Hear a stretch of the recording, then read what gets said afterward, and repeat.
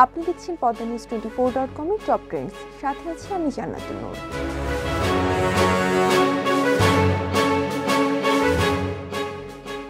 বর্তমান শিক্ষাক্রম অনুযায়ী মাধ্যমিক স্কুল সার্টিফিকেট ও সমমান পরীক্ষা এসএসসি 3 ঘন্টার হলেও আগামী বছর থেকে পরিবর্তন আসছে এই ধারায়।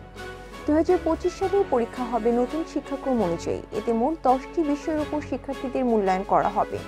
প্রতিটি বিষয়ের মূল্যায়ন হবে 5 ঘন্টায়। দীর্ঘ এই সময়টা পরীক্ষার হলে অবস্থান করতে হবে পরীক্ষার্থীদের। অবশ্য মাঝে বিরতি পাবেন তারা।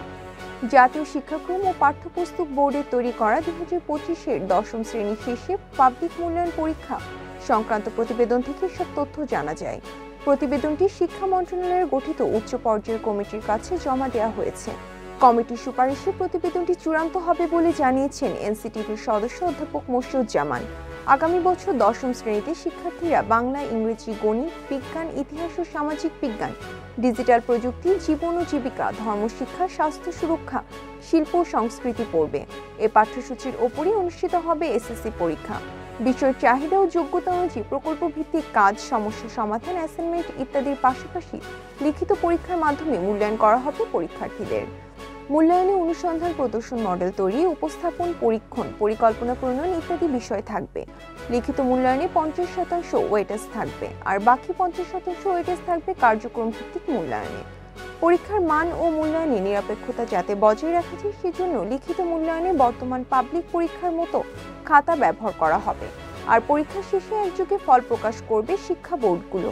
এদিকে নতুন শিক্ষাক্রমে এসএসসি পরীক্ষার নাম পরিবর্তন হচ্ছে না বলে নিশ্চিত করেছেন ঢাকা শিক্ষা বোর্ডের চেয়ারম্যান তপন কুমার সরকার।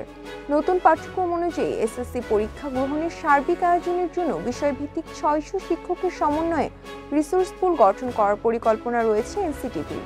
বলছে বিশেষজ্ঞদের তত্ত্বাবধানে 7 দিনের প্রশিক্ষণ দেওয়া হবে। আর 11টি শিক্ষা বোর্ডের প্রতিটির জন্য প্রতি বিষয়ে 4 জন করে মোট 44 জন শিক্ষককে চূড়ান্ত করা হবে।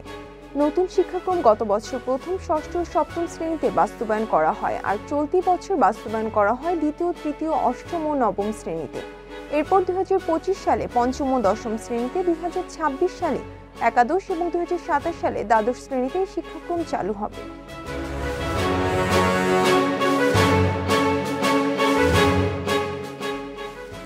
পদ্মা নিউজ 24.com এ নিয়মিত আপডেট ভিডিও পেতে আমাদের ইউটিউব চ্যানেলটি সাবস্ক্রাইব করে বেল আইকনটিতে ক্লিক করে রাখুন। ফেসবুকে আমাদের ফলো করুন, facebook.com/poddanews।